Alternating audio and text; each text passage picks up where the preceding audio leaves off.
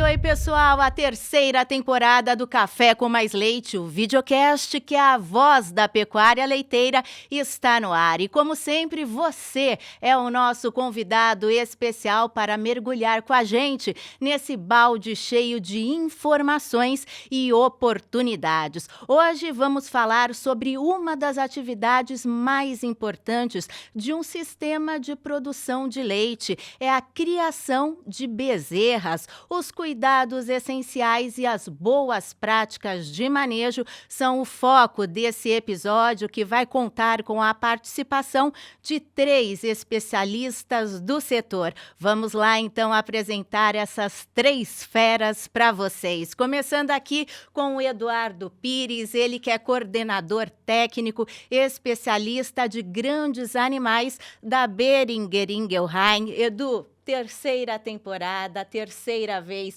você aqui com a gente, repassando a nossa audiência, todo o seu conhecimento, o seu amor pelo setor leiteiro, e no final do episódio já vai poder até pedir música, hein, Edu?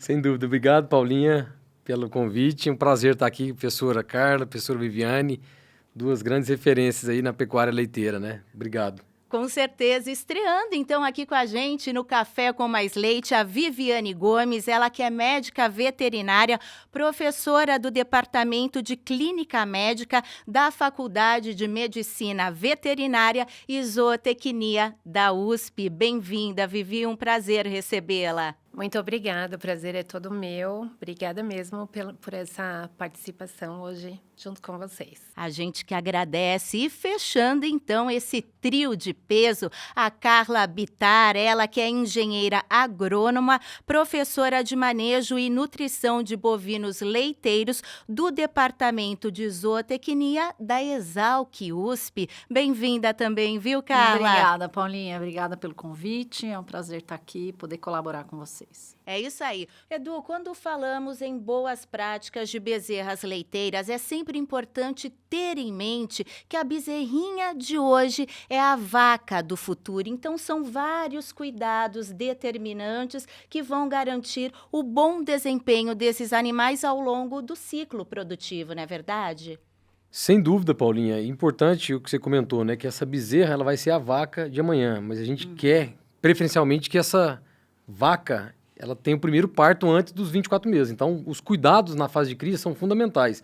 A gente pode elencar aqui que a colostragem bem feita, não só na qualidade do colostro, mas na sua quantidade, nas primeiras horas de vida, a cura do umbigo, ambiente sempre limpo, arejado, higiênico, basicamente, né?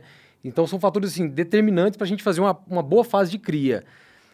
Identificação precoce de doenças, isso é importantíssimo, né? Porque se eu tenho problemas de doença nessa fase de cria, eu vou interferir na vida produtiva dessa vaca lá na frente. Então, são cuidados primordiais e de grande valia para a fazenda, né? Pois é, essa é uma fase, como o Edu falou, que requer muita atenção. São várias práticas de manejo que precisam entrar em ação e a gente vai falar ao longo desse episódio sobre cada uma delas que o Edu comentou. Agora, Carla, eu queria começar pela parte ambiental. Como deve ser o local do parto e pós-parto? Quais os principais cuidados de higiene com esses ambientes?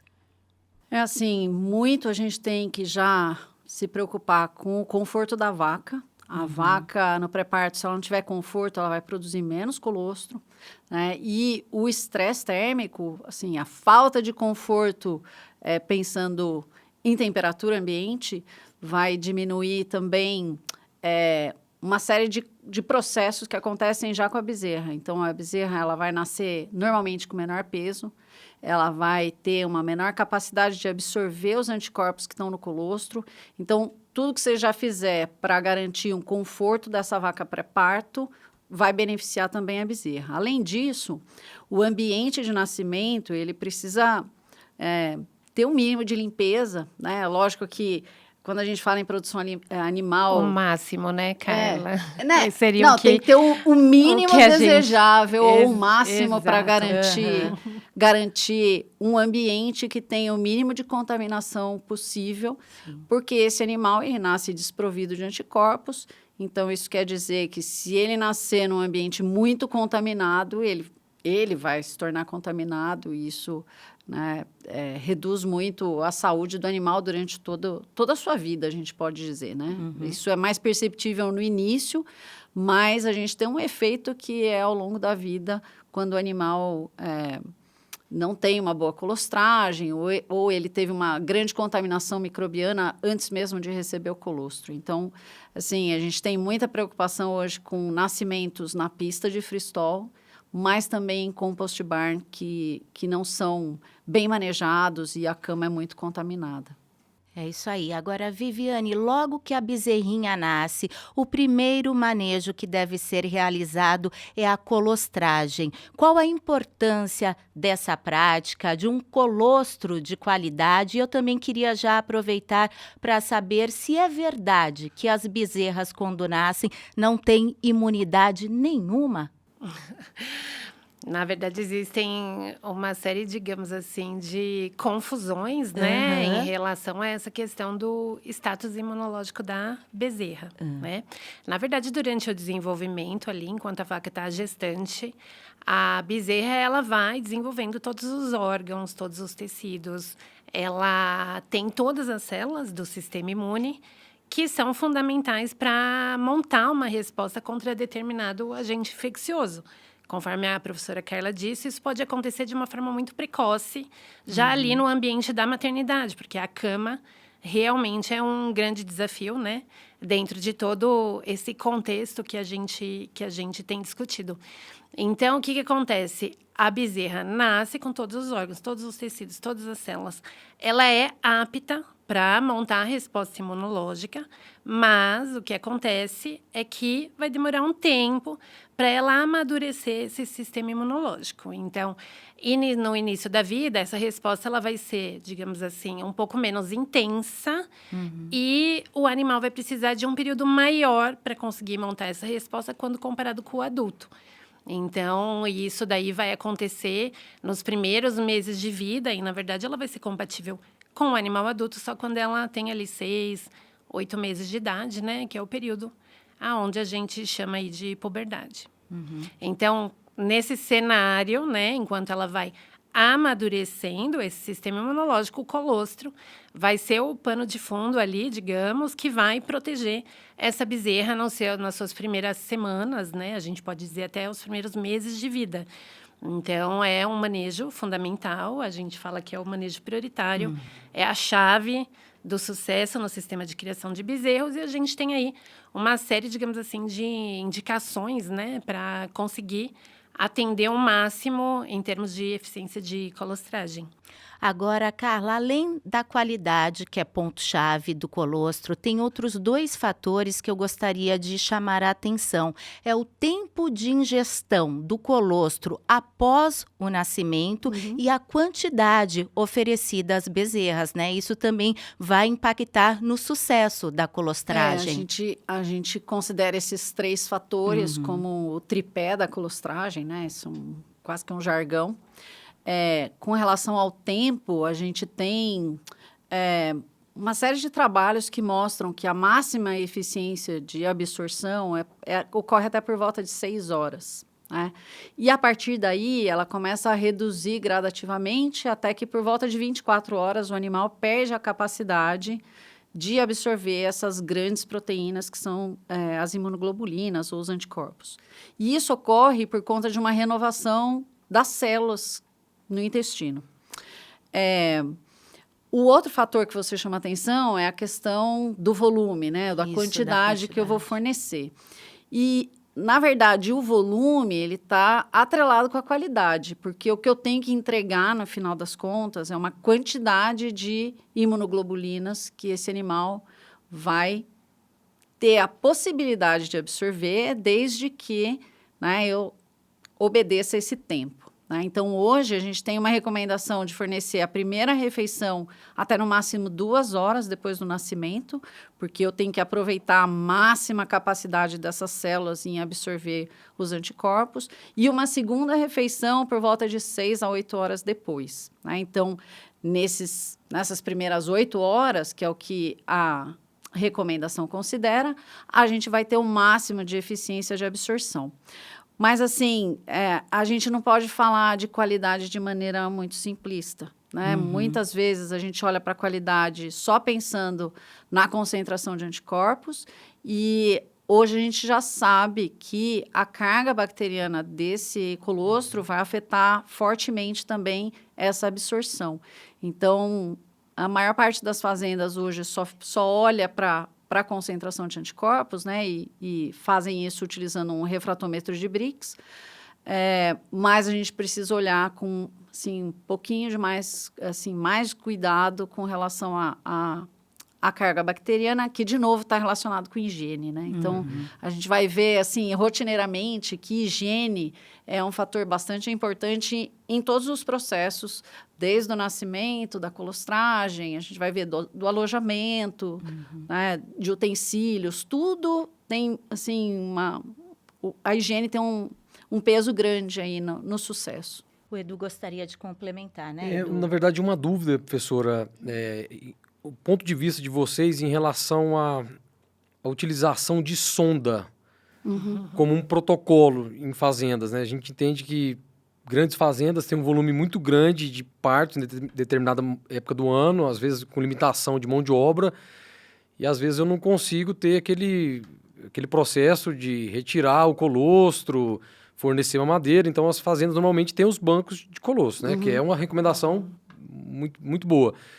E aí, a partir disso, eu tento forçar a mamada ou não, já parto direto para passar a sonda no animal? O que é qual a recomendação? A recomendação?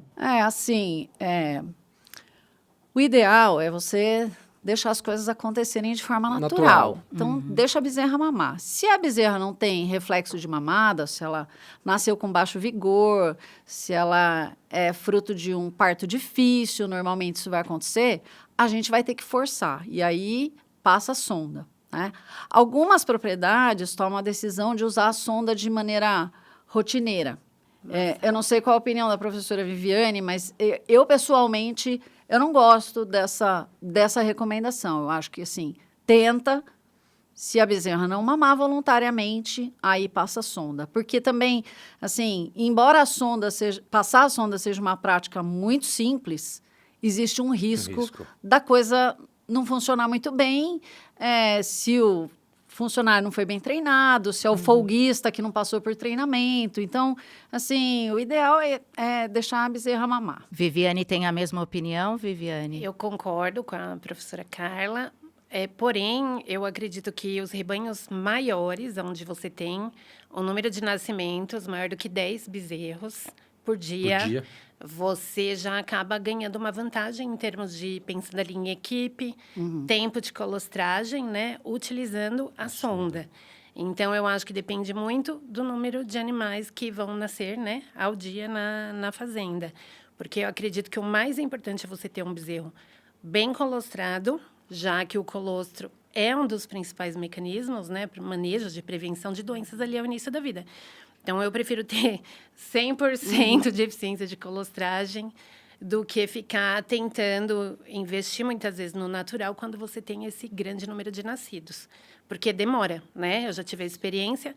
Acho que depende muito do vigor do bezerro, como a professora Carla disse. Então, tem bezerras que nascem, você vai lá com uma mamadeira de 3 litros, que é uma revolução, né? No nosso cenário do bezerro, é ter a mamadeira de 3 litros.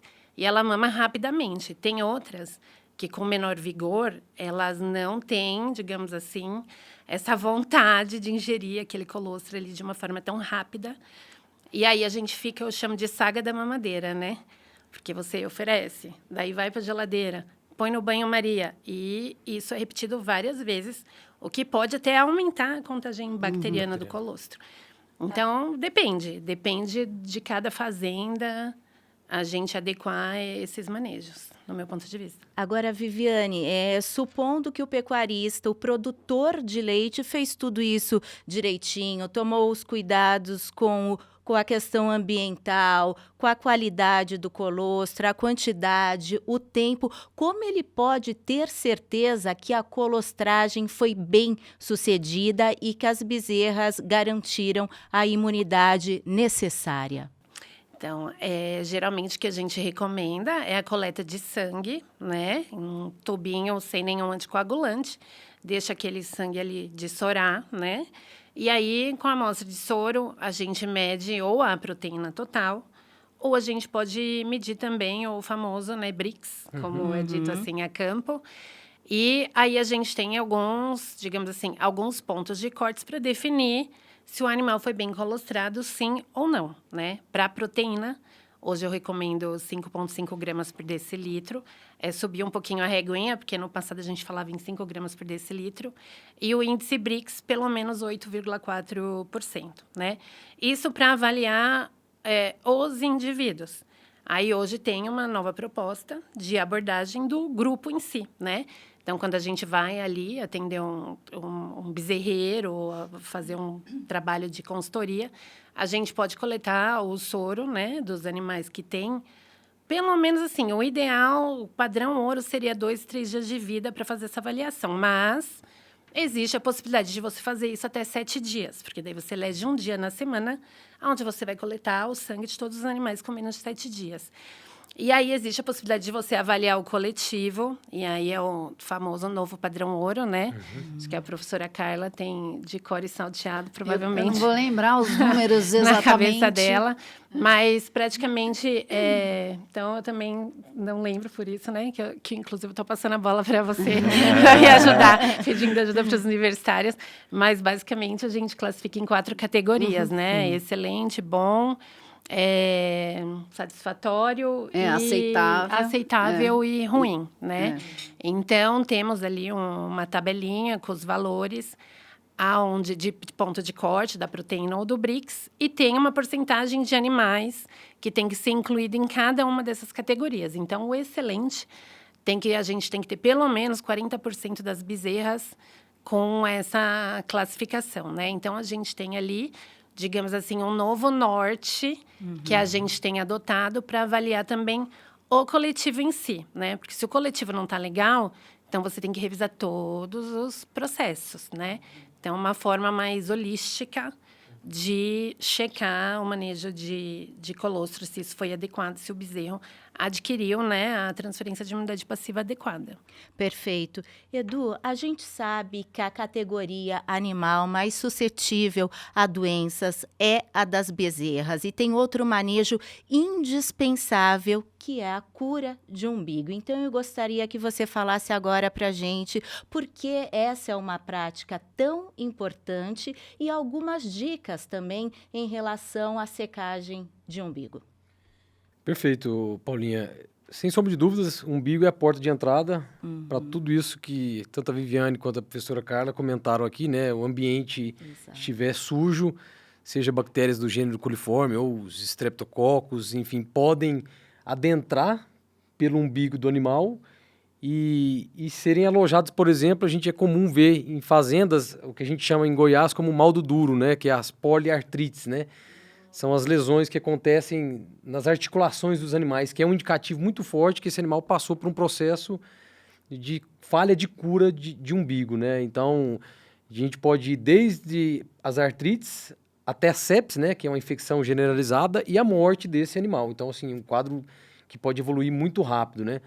Então, a cura de umbigo, ela deve ser bem feita. A gente recomenda iodo 10%. Um recipiente que consiga realmente mergulhar todo o coto, né, umbilical do animal, embeber ele todinho, né, durante 3 dias. Então, o processo tem que ser muito bem feito e com critério, para a gente evitar possíveis doenças. Uma prática que é comum nas fazendas e que é uma controvérsia, né, que há uma controvérsia, é cortar ou não cortar o umbigo, né? E é lógico, o ideal era não cortar, mas é lógico que a gente pensa em grandes fazendas que você tem um umbigo de 15 centímetros, 20 centímetros, então acaba se orientando que deixa o umbigo aí de 8 a 10 centímetros, né? seria uma recomendação. Então, de forma geral, basicamente isso, viu, Paulinha? Como boas recomendações aí dessa etapa importantíssima. Após a colostragem, eu diria que talvez a segunda mais importante nesses primeiros dias de vida aí desse bezerro, dessa bezerra, né? E por falar em colostragem, Carla, a gente já falou sobre a importância, como ela deve ser feita. Agora eu queria saber, pós-colostragem, o leite continua sendo o principal alimento? Como deve ser o manejo nutricional das bezerras? Nossa, dá para falar uma semana sobre isso. Vamos lá, então. É assim, a gente tem uma série de alternativas de dieta líquida, que é o que a gente chama, o que o animal vai mamar depois do colostro, né? Sim. Antes de entrar nessa dieta líquida propriamente, a gente já tem hoje uma recomendação de fornecer o leite de transição. O leite de transição, ele ainda é muito rico em imunoglobulinas, mas ele também é rico em nutrientes, tem mais proteína e mais gordura, então mais energia. E, além disso, ele tem uma série de fatores bioativos ali, compostos bioativos, que são importantes para o desenvolvimento do intestino desse animal novinho, né, recém-nascido. Então, isso é uma coisa que desapareceu dos sistemas, porque a gente focou tanto em colostragem que depois da primeira, às vezes 2 refeições, a maior parte dos produtores já passou a fornecer a dieta líquida de escolha, que pode ser leite, sucedâneo lácteo, enfim, tem uma série de possibilidades. E a gente acabou perdendo essa oportunidade de fornecer esse leite de transição, com mais nutrientes, mais anticorpos e esses compostos todos. Então, isso hoje é talvez um assunto quente, né, na literatura em alta. E a gente vê resultados bem importantes. Então, hoje a gente tem feito um trabalho, né, de extensão, de tentar retornar, né, isso para a rotina, ainda com uma resistência, porque depende muito de logística, de como é que eu vou coletar isso na sala de ordenha. Enfim, tem uma série de entraves. E aí, depois disso, desse leite de transição por 3, 5 dias, a gente entra na dieta líquida propriamente. O leite, obviamente, é a melhor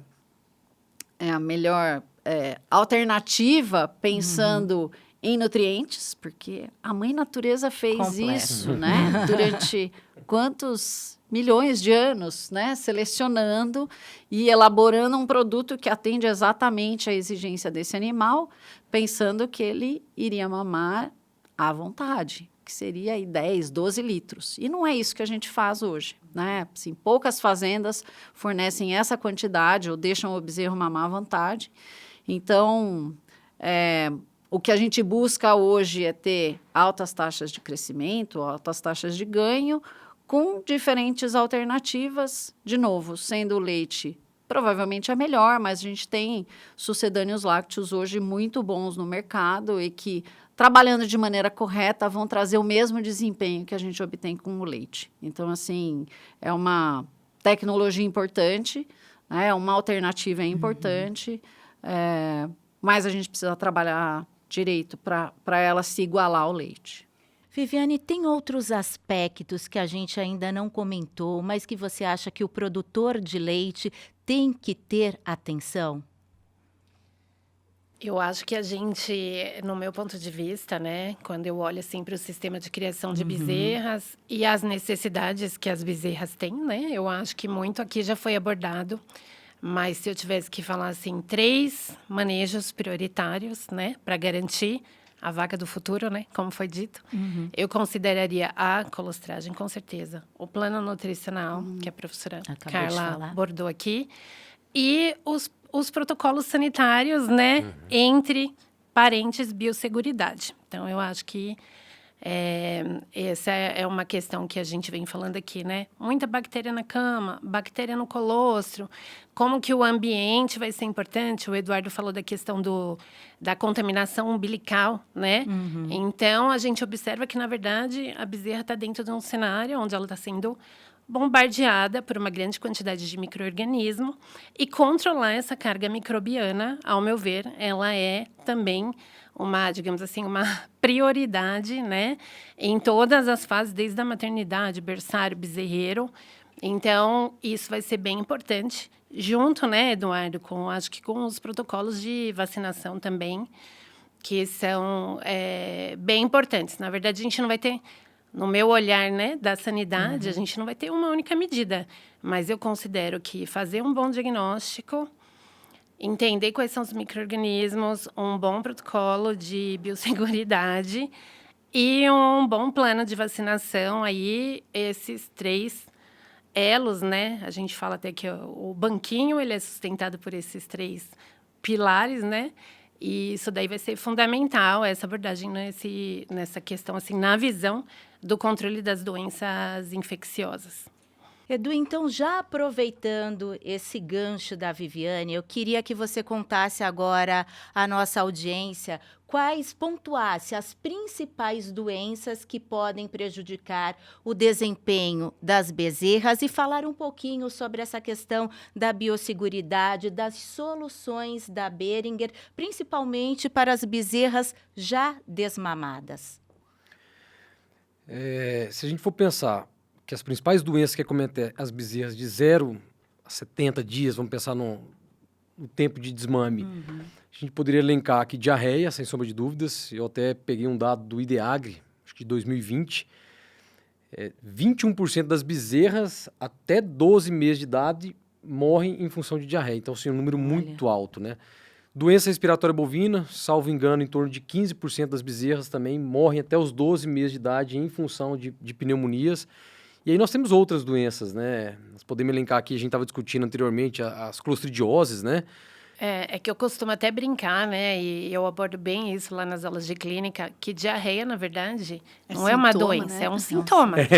Então, você tem a hemeriose, clostridiose, colibacilose, criptosporidiose, rotavirose, coronavirose. E assim, a gente pode elencar uma série de diferentes doenças que a gente simplifica como diarreia. Né?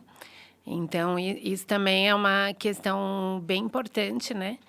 De ser levantada, porque nem toda diarreia é igual a outra diarreia. Tem um leque, né? Exato, a gente tem um leque de doenças que geram esse sintoma, né? Eu poderia dizer, talvez, ceratoconjuntivite, uma doença que afeta aí algumas fazendas, né?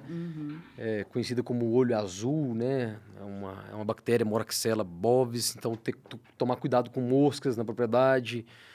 O próprio empanzinamento, né? As doenças digestivas. As clostridioses. Né? Então, assim, tem várias doenças, mas eu pensaria que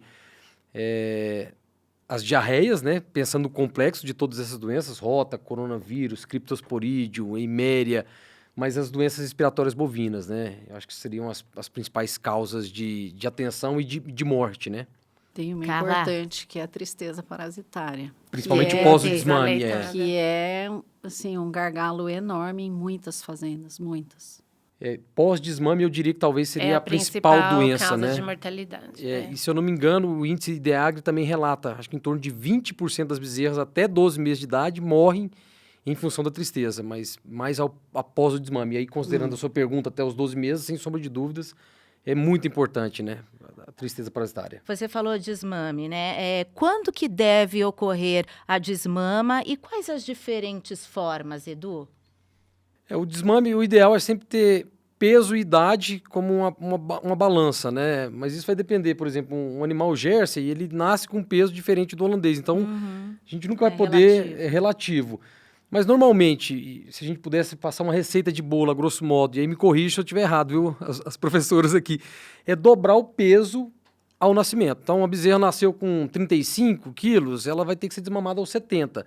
O ideal é que esse prazo seja entre 60 a 90 dias. Eu diria que 70 dias de um tempo de desmame seria o ideal. E aí, práticas de manejo, o ideal é sempre fazer um desmame progressivo, nunca abrupto, né? Pelo todo o estresse que essa bezerra vai ter. Então, o que é esse desmame progressivo? Eu vou diminuindo a quantidade de leite ao longo dos dias, né? De forma que ela chega lá aos 70 dias de idade, bebendo quase que nada de leite. Lembrando que esse consumo de concentrado também é muito importante. Então, idade, peso e consumo de ração, né? 800 gramas, 1,2 kg por bezerra por dia, né? E aí, não sei, professora Carla, professora Vivi... Não, é isso mesmo, assim, na verdade, é mais assim que desses 3 critérios que você falou, peso, idade, consumo, o consumo é o mais importante, né? E ele tem muita relação com o volume de dieta líquida que o animal consome. Então, muitas vezes fala assim, vou esperar a bezerra dobrar de peso. Ela Se tiver... pode dobrar antes, né? Bem antes de 60 dias. De ter o consumo, né? Então, se eu desaleitar essa bezerra sem ela ter o consumo, ela perde peso. E aí é a mesma coisa que jogar o latão de leite no ralo, né? Eu dei para a bezerra, mas depois ela perdeu peso. Então, assim, de tudo isso, o mais importante é o consumo da dieta sólida, né? E para que isso aconteça, para que ele suba, eu tenho que fazer essa redução. Então, se eu estou trabalhando com aleitamentos mais intensivos, eu vou ter que fazer o que a gente chama de step down. Eu vou diminuir um pouco esse volume, mas vou continuar fornecendo, diminuo de novo, e daí eu faço esse gradual que você está falando, que é, sei lá, reduzir 1 litro por dia ou meio litro por dia, para o animal arrancar consumindo concentrado. E acho que é bem interessante, assim, a gente até analisou alguns dados, né, de uma grande fazenda, mas mesmo com um plano nutricional adequado, usando o desaleitamento gradual, mesmo assim, o que a gente viu em termos de análises imunológicas é que a bezerra, ela imunossuprime muito, mesmo que tudo seja feito de forma recomendada como o padrão ouro, né? Não vamos falar o perfeito, porque o perfeito é inalcançável em muitas situações, mas dentro de um manejo bem adequado, né? A imunossupressão é bem intensa. O estresse do desmame. O estresse, mesmo sendo esse desaleitamento gradual que a gente está recomendando aqui.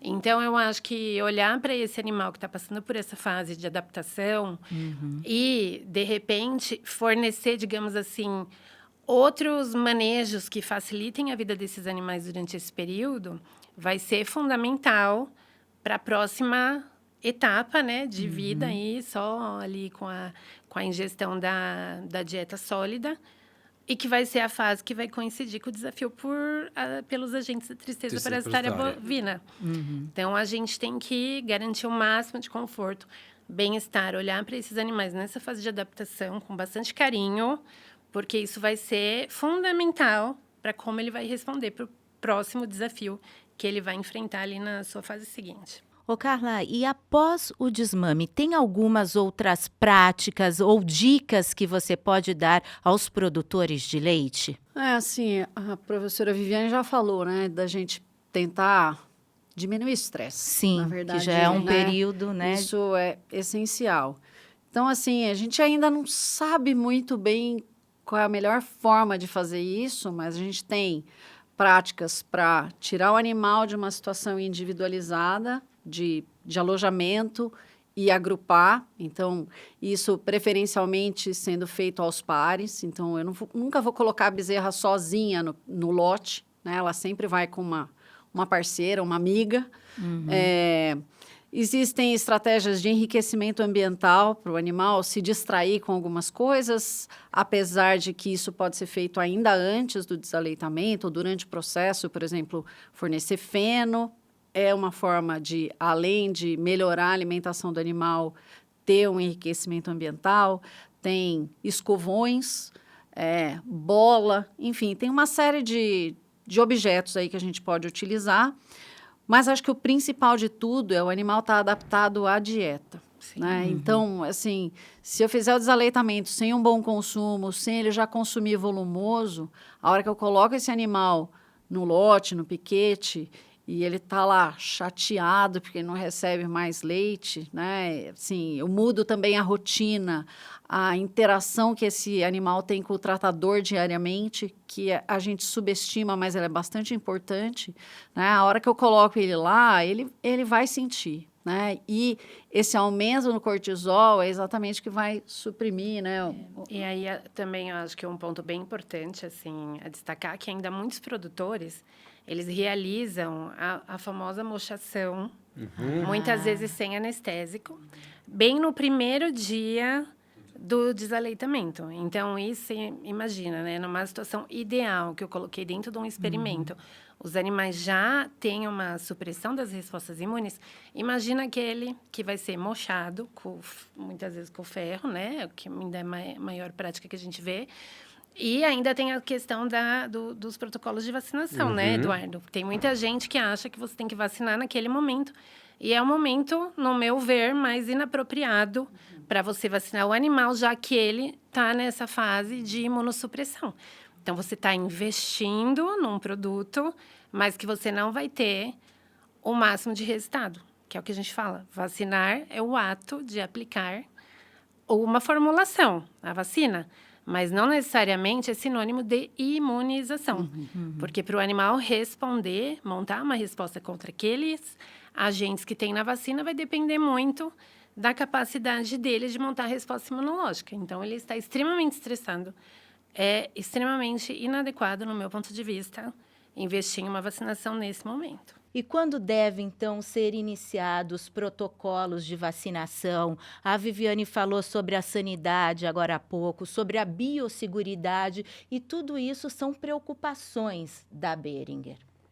Eu diria que, dependendo dos resultados que se foi encontrado, né, professora, 3 semanas após o desmame, até uma dúvida, o que poderia ser talvez o melhor momento, né? Porque visto que a grande maioria das fazendas realmente deixam para fazer os manejos sanitários logo após o desmame.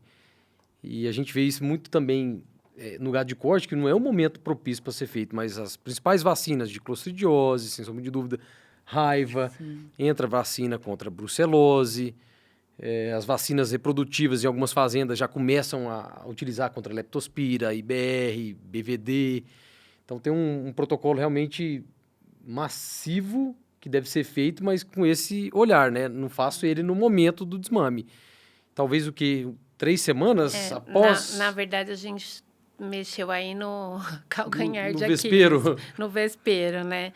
Porque a gente sempre enfatiza que, assim, a gente vai ter uma série, digamos, de intercorrências, de, digamos assim, dificuldades na tomada de decisão em relação a quando você vai começar um protocolo de vacina no bezerro, qual que é o período ideal, tentando fugir ao máximo desses períodos que a gente chama de períodos críticos, né? Então, é realmente uma decisão difícil, né? Então, o que a gente tem que ressaltar muito? A questão da importância de investir no protocolo da vacinação na vaca. Na vaca, reforçar a colostragem. Quanto maior for a concentração, como a professora Carla disse, de imunoglobulinas ingeridas, quanto maior for a massa, maior vai ser a persistência dessa imunidade materna. Então, a duração vai ser muito maior. Então, a gente não vai ficar tão preocupado assim, ai, nossa, eu tenho que vacinar rápido minha bezerra, né, por conta desse bombardeio de desafio ambiental, mas a gente sabe que o anticorpo colostral, ele protege, mas, ao mesmo tempo, ele que bloqueia a resposta quando você faz uma vacina injetável no bezerro, principalmente nas primeiras semanas de vida, onde os anticorpos colostrais estão em alta concentração, né? Então, se você for me falar o que vai valer mais a pena pensando em retorno econômico, ter um bom protocolo de vacinação materna, investir na colostragem, porque não adianta vacinar e falhar na colostragem. E não adianta, no meu ponto de vista, vacinar a bezerra, com certeza, no primeiro mês de vida. E no segundo mês, provavelmente, ela já vai começar a montar uma resposta, talvez não da forma que nós gostaríamos, né? Igual o animal adulto, mas ela já começa ali a montar a resposta imunológica. E aí você vai delinear o seu protocolo de acordo com os seus picos de desafios, né? Então, você deu o exemplo da clostridiose, que a gente estava até conversando um pouquinho, né, antes. E eu te falei que eu tenho visto uma série de surtos de clostridioses logo nos primeiros dias de vida, às vezes nas primeiras horas. Nasceu, professora, fez tudo perfeito na colostragem, morreu. O que é, né? E quando a gente vai investigar a fundo, muitas vezes é um micro-organismo adquirido na maternidade. E aí, nessa situação, né, existem até algumas exceções que, diante de um surto, às vezes a gente tem até que adiantar isso para esse período que não seria o mais adequado, que é o primeiro mês de vida, né? Então, o que vai nortear os momentos onde você vai vacinar é justamente essa cronologia dos seus desafios microbiológicos.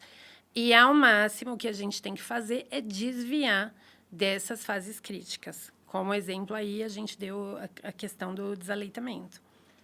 E eu acho que pensando nas principais doenças, né, que a gente discutiu, pneumonia, o complexo das diarreias, então a vacinação na mãe, existem vacinas comerciais para serem feitas. Principalmente 60 dias antes do parto, ou algumas fazendas usam no pré-parto, 60 dias antes ou 30 dias antes do parto, essas vacinas, né? Contra diarreia neonatal, contra doença respiratória bovina. Importante para que essa imunidade venha através do colosso, a imunidade passiva, né? Exatamente. Ou seja, então, resumindo o que a Viviane acabou de dizer e o Edu complementou, o período que antecede o parto também vai refletir nos resultados das bezerras, não é isso, Carla? Sim, é mais ou menos o que a gente começou falando, Né? né? Então, já tem que cuidar da vaca Antes. pré-parto, com conforto, Uhum. programa de vacinação, local de parição adequado, né? Tudo aquilo ali vai interferir lá na frente. E todos esses cuidados sendo tomados, Edu, em relação à sanidade, à nutrição, ao ambiente, a gente tem estudos que mostram que o uso de antibióticos diminui e a mortalidade das bezerras também, né? Eu vou usar um exemplo prático de uma fazenda que participou conosco no projeto de biosseguridade, que é a Fazenda Santa Luzia. Eles conseguiram reduzir lá em torno de 50%, 60% de antibiótico para tristeza parasitária bovina. Olha. Lógico, práticas de biosseguridade, identificando o patógeno de forma precoce, então é possível, sem sombra de dúvidas. Está relacionado tudo isso que a professora Carla e a professora Viviane comentaram, né? Antes do parto, eu já tenho que olhar para essa mãe, porque ela vai transferir a imunidade para esse bezerro, para essa bezerra. Então, acho que é muito importante a gente levar em consideração práticas de biosseguridade, práticas de bons manejos sanitários e talvez o estigma do fazendeiro, né? Quando uma bezerra apresenta sinais de diarreia, ele já quer medicar com antibiótico. Será que uma bezerra que tem 1, 2 dias de vida, esse antibiótico não vai ser mais prejudicial do que propriamente ajudar a bezerra? Então, você comentou, né? O que a Boehringer pode ajudar nesse ponto? Um anti-inflamatório como o Metacan, fazer uma boa hidratação da bezerra, né? Acho que são todos os fatores que podem ajudar aí o produtor rural, né? Agora, professoras, para a gente finalizar, cuidar da criação das bezerras é cuidar também da lucratividade das fazendas produtoras de leite. Eu queria ouvir o que vocês duas têm a dizer sobre isso. Quer começar? Bom, do meu ponto de vista, né, eu acho que a questão do retorno do investimento já começa, né? Hoje eu tenho trabalhado muito com os professores de reprodução, porque tem todo o investimento ali em biotecnologias, emprenhar, melhorar a genética, só que o bezerro nasce e morre de diarreia. Isso não é só no gado de leite, mas no gado de corte a gente tem visto isso também, né? Então, eu acho que já é algo ali que, em curto prazo, vai impactar em termos de mão de obra de colaborador, custo com medicamentos. Então, tem toda essa questão do desempenho dos animais. A gente tem uma série de artigos mostrando o efeito da diarreia sobre a produção de leite futura, sobre a precocidade reprodutiva. Mas eu acredito, assim, que, se você me falar, né, como sanitarista, a principal doença que afeta a produção no futuro, com certeza absoluta, é doença respiratória bovina, são as broncopneumonias. E por isso que a gente tem investido tanto em novas metodologias diagnósticas para a detecção dessa doença.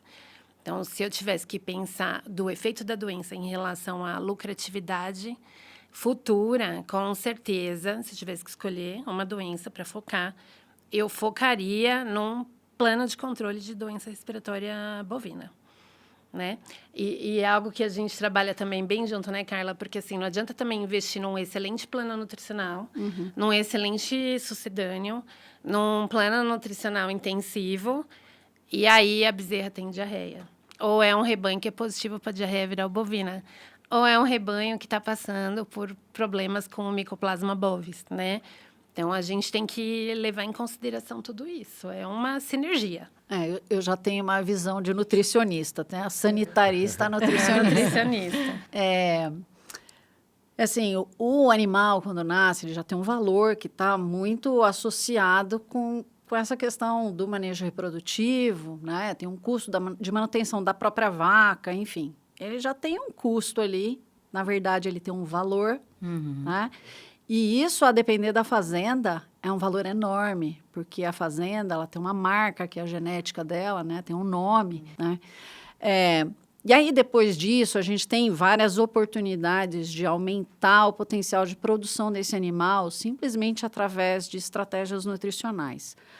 Uma bem clara é a questão da colostragem. À medida que esse animal recebe mais colostro, tem uma maior transferência de imunidade passiva, essa bezerra ela se torna uma vaca mais produtiva. A gente tem trabalhos mostrando isso.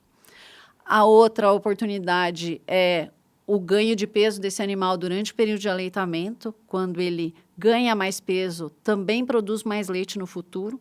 E isso é um grande estímulo de fornecer mais dieta líquida, porque com dieta líquida a gente consegue isso mais facilmente do que com dieta sólida. E depois, lá na recria, é a questão do desenvolvimento da glândula mamária. Não adianta fazer tudo certo ali no começo e lá para frente, na fase pré-púbere, eu supercondicionar o animal, porque ele vai reduzir a sua produção. Então, do ponto de vista nutricional, a gente tem uma série de ajustes para fazer com que esse animal entre em produção por volta dos 24 meses, mas, além disso, que ela produza bastante leite e se pague, porque é um investimento de longo prazo, de 24 meses pelo menos. Na verdade, é mais, porque ela vai se pagar no meio da segunda lactação, na média. Mas se ela produzir muito mais leite, ela se paga mais cedo. Então, é isso que a gente busca, né? É isso que vai trazer a rentabilidade, mas ela tem que chegar viva até a primeira lactação.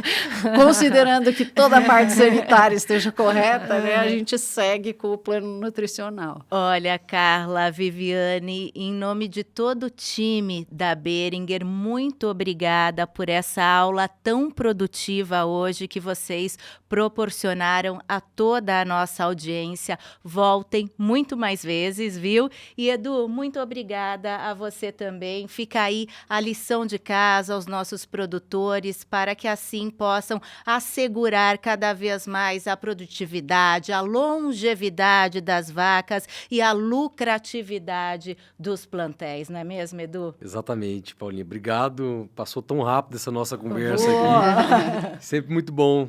É uma nostalgia ouvi-las e lembrar assim, tempo de universidade, né? Realmente foi uma aula para mim. Fiquei muito feliz. Obrigado pela presença. E muito obrigada também a todos vocês que acompanharam esse primeiro episódio da nova temporada do Café com Mais Leite, o videocast que é a voz da pecuária leiteira. Lembrando que todos os nossos conteúdos ficam disponíveis no YouTube da Boehringer e também nas nossas redes sociais. É só seguir os perfis de Ivomec, Topline, a nossa dupla imbatível e também o perfil do programa Mais Leite Oficial. No próximo episódio, vamos falar sobre a importância da sustentabilidade para a pecuária leiteira. E eu espero você, hein? Até lá! Tchau, tchau!